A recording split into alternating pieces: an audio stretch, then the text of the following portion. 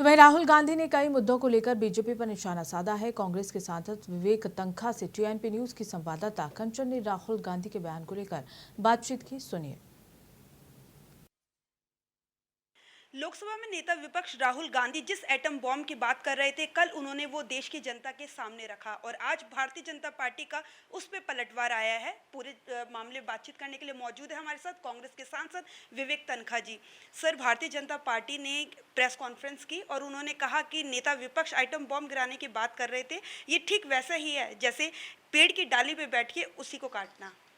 ये तो बीजेपी का कहना है। देश तो ऐसा नहीं सोच रहा है। देश तो देख रहा था कि जिस प्रकार से बीजेपी जीत रही थी, चाहे वो ईवीएम हो या वोटर लिस्ट हो या और कुछ मिसयूज हो, वो तो समझ आ रहा था सबको। जब एग्जिट पोल फेल हो रहे थे, प्रिडिक्शंस फेल हो रहे थे और तो भी बीजेपी जीत रही थी, तो ये तो अनहोनी है ना। कभी पहले तो हुआ नहीं। इलेक्शन तो इस देश में 70 साल से हो रहे हैं कि ऐसा क्यों नहीं होता था पहले। क्यों बीजेपी के वक्त खाली क्यों ऐसा हो रहा है? तो राहुल गांधी जी का जो शक है उससे देश सहमत है। और भी बहुत छोटी सी बात उन्होंने इलेक्शन कमीशन से बोली थी, आप हमको सॉफ्ट कॉपी दे दो पूरे वोटर लिस्ट की। उनको क्या दिक्कत है सॉफ्ट कॉपी देने में? हम तो एज ए पॉलिटिकल पार्टी हम तो स्टेक होल्डर है। आप स्टेक होल्डर से शेयर नहीं करना चाहते हो वोटर लिस्ट? वोटर लिस्ट प्रजातंत्र की रीढ़ की हड्डी होती है। पूरा जो ट्रांसपेरेंसी होती है इलेक्शन की, वो वोटर लिस्ट पे डिपेंड करती है। अब वो इलेक्शन कमीशन पॉलिटिकल पार्टी से शेयर नहीं करेगा तो किससे शेयर करेगा? बीजेपी से शेयर करेगा। सर, भूपेंद्र यादव ने पीसी की, उन्होंने कहा कि लोकसभा में 9 करोड़ 30 लाख थे वोट और जो विधानसभा है उसमें 41 हो जाते, 40 लाख का फेर है। तो किस हिसाब से बात कर रहे हैं 1 करोड़ वोटों की? अब ये भूपेंद्र जी बोल रहे हैं, भूपेंद्र जी से पूछे। वो ये आंकड़े वो लेके आए, मैं तो लेके नहीं आया हूँ। तो मुझे क्या मालूम वो कौन से आंकड़े की बात कर रहे हैं। वो कोई हमको नोटिस दे के तो बोल नहीं रहे।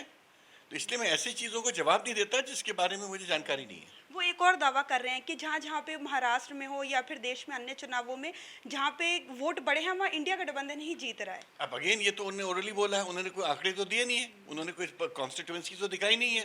भाषण दे दो, एक गलत बोलते रहो, गोबेल्स ट्रूथ है, बार बार बोलो तो सच समझ आने लगता है। देखिए, बहुत छोटी बात है। अगर आप रियली प्रजातंत्र पे बिलीव करते हैं और रियली इलेक्शन कमीशन एक फेयर इलेक्शन चाहता है तो उसको वोटर लिस्ट की सॉफ्ट कॉपी पॉलिटिकल पार्टीज को इमीडिएटली दे देनी चाहिए थी।